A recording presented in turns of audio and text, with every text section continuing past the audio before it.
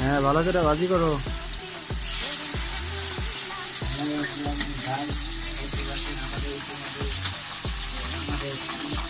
কি কি অবস্থা তোমার? তোমার মনে হচ্ছে সবার দিয়ে কথা কও। হ্যাঁ ভারত পড়তেছে সোজা কথা। হ্যাঁ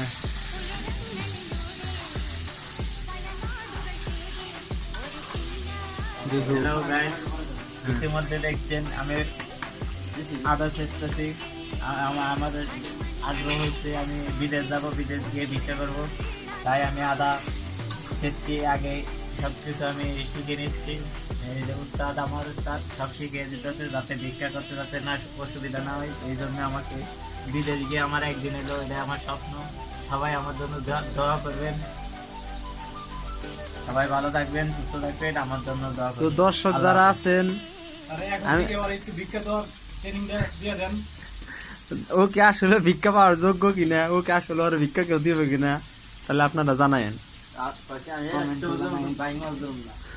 মাছ মাছ ধরবো না।